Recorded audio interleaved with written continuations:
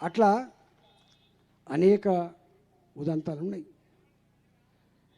2004లో నేను ఎమ్మెల్యే అయిన తర్వాత తెలంగాణ ఉద్యమాన్ని ఎట్లా ఆవిష్కరించినామో అణగారిన వర్గాల జాతుల సమస్యల మీద కూడా అట్టనే గొంతెత్తిండు ఈ బిడ్డ.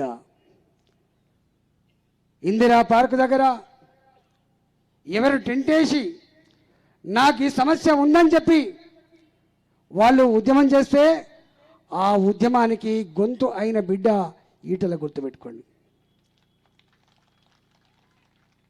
అదంతా ఒక చరిత్ర.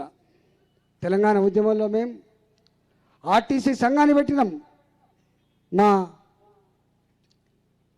అశ్వత్థామ నాయకత్వంలో. తెలంగాణ ఉద్యమంలో మున్సిపాలిటీ కార్మికుల సంఘం పెట్టినాం మేము. ఆ ఆర్టీసీ అతి తక్కువ కాలంలో విజయం సాధించింది, మీకు తెలుసు. నా మున్సిపల్ కార్మికులు గోపాల్ నాయకత్వంలో అతి గొప్ప విజయాన్ని సాధించారు. తెలంగాణ వచ్చిన తర్వాత ఆ మున్సిపల్ కార్మికులు, అయ్యా మా ముఖ్యమంత్రి కదా మీరు, తెలంగాణ వస్తే మా బతుకులు బాగుపడతాయి కదా అని చెప్పి భావించి వాళ్ళు సమ్మె చేసిండ్రు. మొట్టమొదటి సమ్మె 2015లో మున్సిపల్ కార్మికులు మా జీతభత్యాలు పెరగాలని, మా బతుకుల్లో వెలుగు నింపాలని సమ్మె చేస్తే నా రాజ్యంలో సమ్మెకు ఆస్కారం లేదు, ఇచ్చేవాడు నేను, పుచ్చుకునేవాళ్ళు మీరనే పద్ధతిలో 1700 మంది కార్మికులని ఒక కలంపోటుతో తీసేసిన చరిత్ర కేసీఆర్ది మాత్రమే చెప్పి మనం చేస్తున్నాను.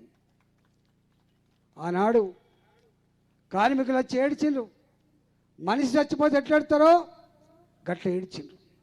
అట్లా ఏడ్చినప్పుడు అయ్యా ఈటల రాజేందర్ గారు అయిపోయిందా, మీరు మంత్రి పదవిలో అనుభవిస్తాను, మీరు బాగుపడ్డారు, కానీ మమ్మల్ని మాత్రం తీసేస్తారని చెప్పి ఏడిచినప్పుడు మేమన్నా నేను ఇప్పుడు మంత్రిని, ఇప్పుడు మీ దగ్గర రావద్దని అని చెప్పి అంటే వాళ్ళు క్వార్టర్కి వచ్చి అన్నారు, మంత్రి పదవి ముఖ్యమా, మా పేదల బతుకులు ముఖ్యమా అని చెప్పి సవాల్ చేసినప్పుడు మంత్రి పదవి కంటే కూడా నీ బతికే ముఖ్యమని చెప్పి వాళ్ళ పక్షాన్ని నిలబడ్డ బీటీలో గుర్తుపెట్టుకున్నాం.